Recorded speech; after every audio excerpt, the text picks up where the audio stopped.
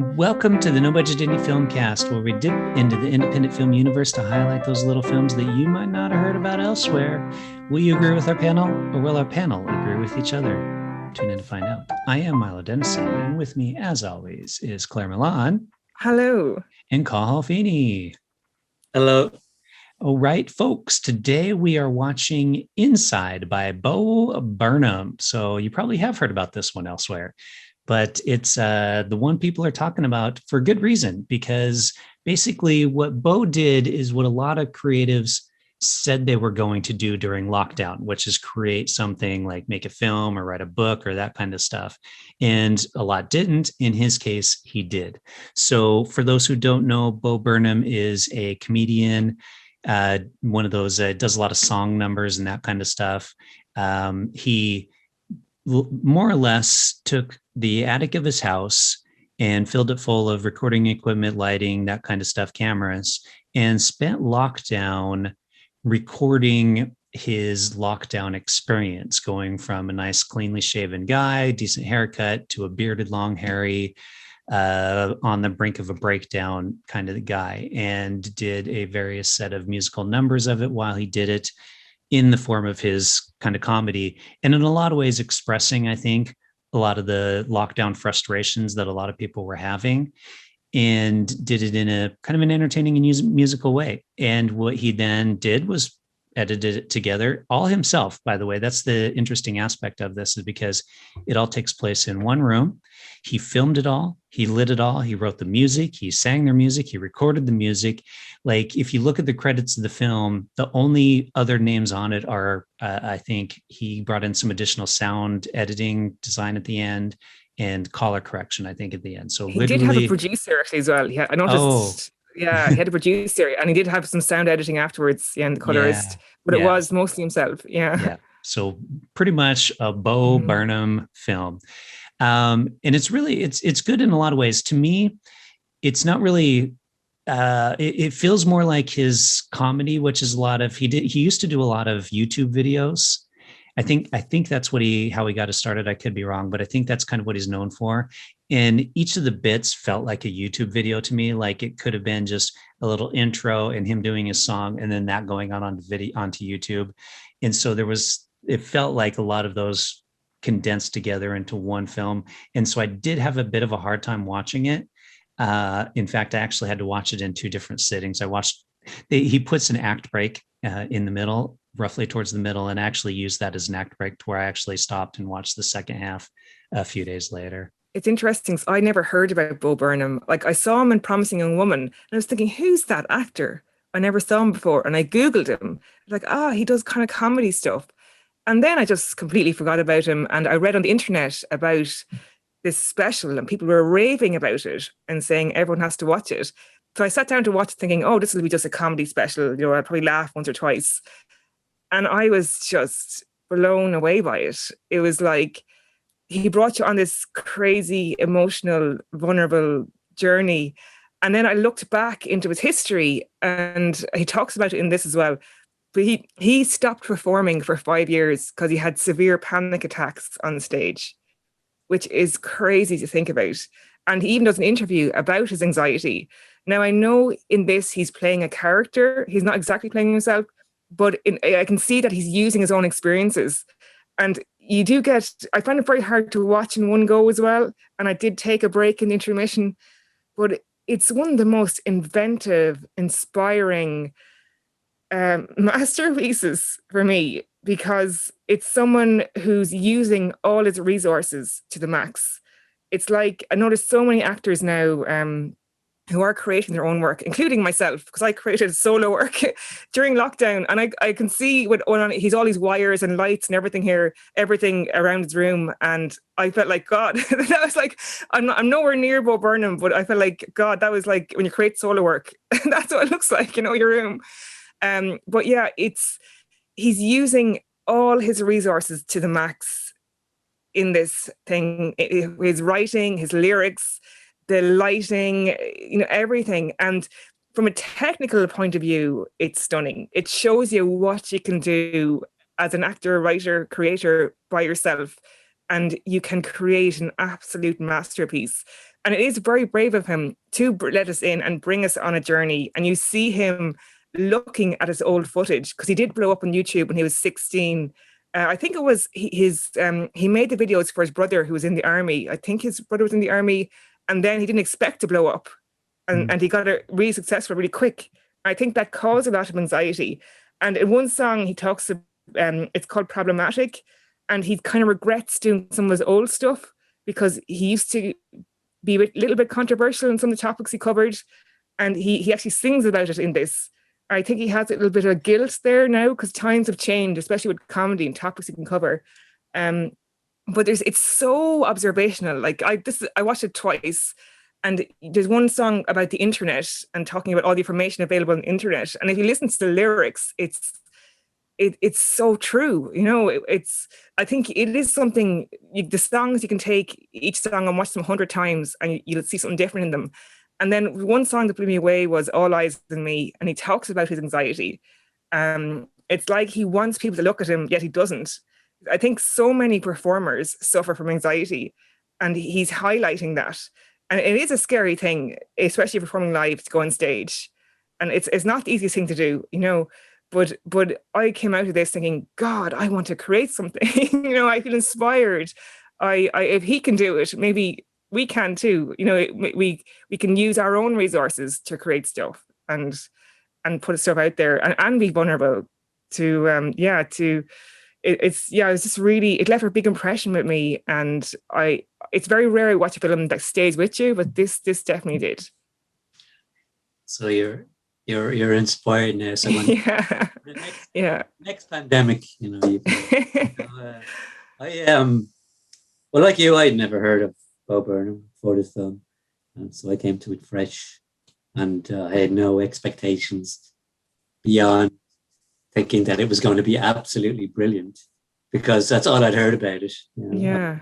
Anything I read or heard is like, oh, Bo Burnham. And ultimately, it didn't disappoint. I have to say, it was brilliantly creative and funny. I love the way he, like, you know, the combination of the music and his caustic humor. I just found it really delightful, I would say. It did take me about 5 or 10 minutes to get into it, I'd say.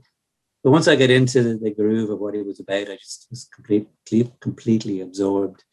And at the same time, there was no fat in it. Okay, so like, say, for instance, the song "White Girl's Instagram," you know, which I thought was brilliant. I thought, God, you know, how can he top that? And there was still a good chunk of it to go. And the truth of it is, he didn't top it, but he never let his standards drop. And there was enough originality and variety and creativity in it to keep you entertained. It was just a comedic tour de force, I thought. Yeah, I pay attention to comedians, and it's funny because a lot of them talk about how stand-up comedians tend to have a lot of issues. Like they tend to have a lot of, like, you know, they can't have a hard time keeping relationships, and one of the ways they work through their issues is through their stand-up comedy and to make fun of it. And Bo Burnham definitely does that in this. It is definitely a therapy session, but it's also I'm not the only one session. Look at yourself a little bit session as well. Because you mentioned the white girl Instagram and a couple of his other ones, the internet one and stuff. And it's just like, you're totally like, yeah, that's us. We're, you know, I like that about comedy sometimes, when they can call you out while also making it funny and makes you think about it. I think we talked about that with the rabbit one that we did with Save Ralph and stuff, and how it had a good message with it while also making it kind of comedic, and it has more of an impact. And I think Bo does that here, that in so many ways that a lot of people can relate to. And especially with the turning 30 song. You know, like, I'm over 30, but I remember when I was just about to turn 30, the panic. Do you know what I mean? You're like, my life is over. why haven't I achieved this, that, and the other? And you're thinking, I'll never be the under 30, you know, the way they have the rich list or the successful people, 30 under 30. Like, I will never make that now. So when he sits there and he's waiting for a minute to go by until he turns 30, and then he's like, oh, he'll kill himself when he's 40, which is so morbid. But I think in like everyone has those anxieties, you know, about not achieving stuff at certain ages, you know. And yeah, it's so, that's what I love about comedy so much, because you know, I know this isn't completely funny, but he's taking something and creating a message for us to look at ourselves as well. You know, it's so brilliant. And with the white girl, with the white girl Instagram, white girl's Instagram, and the fact he has the Instagram pictures, like the actual, he frames himself, but then when he's speaking honestly, it opens up into a normal frame and then goes back. It's so true. And from a technical perspective, the inventiveness of this, I'd love to know if he did know there was a producer named on this, and I'd love to know how much input did the producer have to create what he's creating, because even from a lighting perspective, that's really complicated what he's doing. He has lights in different ways, and he's not blocking the light, and he's blocking it in other ways, and it's really, really inventive. Isn't there a line from When Harry Met Sally where Sally goes, I'm going to be 40, and the friend goes, yeah, in 10 years time. Yeah, it's just brilliant. It's and the fact as well in that scene, he's waiting with the clock. Do you know? It's like, it's, I don't know. I went back and watched his other specials as well, and he does the same type of humor. But he's actually a really good singer as well. You know, he has the piano. He's really good, but you can see how he's evolved. And then when you see this, I wonder, did this actually come out, like, was it because of lockdown he created this? It probably was. He probably said, listen, this is an opportunity to create something. Or was he working on, was some of this material for a new show in front of a live audience and adapted? So I wonder what it is. He'll never reveal though. And I know he has a really long-term girlfriend, you know, because I looked him up afterwards, and this is his outhouse, you know, so I remember his girlfriend posted, someone asked her, I think online, like, what do you think of this? And she said, yeah, she witnessed it, or something funny like that. You know, so he's in a really good, solid relationship. You know, he's not like on his own, like he's right in there. Quite at moments you feel like, Jesus, I feel like, yeah, you feel worried for him. Like there's a moment where he has a knife and he's like really, really, you know, and he talks about suicide a lot. And but he's just, but luckily he has a long-term girlfriend, and this is only a part of his house. He's not like living in a bedsit on his own, you know. Well, I mean, I have to say, I mean, I watched it, okay, and it was, he did seem sort of introspective and kind of a bit sad. But I just thought maybe that's his act. I mean, it didn't occur to me like that. This is what he's really going through. Yeah, and it's weird because it sometimes I think he's a bit of a magician. I have pronounced magician. He's even in his live shows, like one instance, he knocks a water bottle over, and it looks like he did it by an accident, but he did it on purpose. That's a real clowning thing. You know, it's a real. And then if you notice, there's a really good video on YouTube. I think I'm not sure if I shared it with you, but it's a guy talking about all the technical aspects, and he stops in certain aspects of the footage, and you see Bo then in a freeze frame with a little clicker. You know, so he's able to click on the lights and just click off. And I know his actually equipment isn't that expensive, because someone broke it down. I know his camera, it's a Lumix. You probably know more about this, Milo, than me, but Lumix. Yeah, the Panasonic Lumix. Panasonic. Yeah. So it's one that Netflix approves, apparently. But yeah, he does these little things where he's clicking and he puts it in his pocket. That's a really kind of magician clowning thing. He's such a genius at doing that. Yeah, well, and to get the timing down too, because there's one where he's recording something and then he's starts playing it on the computer screen in like a picture-in-picture, and then he does the picture-in-picture again, and then the picture-in-picture again. Yes. And you know the way he's reacting to. I mean, to get that timing down, like it's just to be, you know, I want to know, like, did he do this multiple times? How, you know, did he just naturally, like, you know, when he wrote it out and think about it, like, how did he get some of the, because some of the timings too is just really, really brilliant in working the effects. Yeah. That was a brilliant piece as well. Oh, it's so good. And even the computer game one, you know, the computer where he's like, and he's crying, and it's so brilliant. And yeah, that's the thing. Even if he has natural timing, that takes huge rehearsal to get that down. And his songs, like there's one point where I think it was All Eyes on Me, where you see a full battery in his camera, and then at the end of it, the battery's gone. So he must have done that 100 times. And he probably had the track playing in different, like in his ear or something to get it, because it's kind of tricky. It's really tricky. He's doing. Did I see something somewhere that there's a making of Bo Burnham inside somewhere? I'm sure it's. Oh, I don't know. Look it up and see if there is. Because from that perspective, it's genius, and it shows you what you can do by yourself if you actually, get the equipment, and for people like you mightn't be Bo Burnham standards. It shows you what you can do if you're a genius. Yeah. If you can write music, play music, sing music, operate a camera, lighting, sound recording.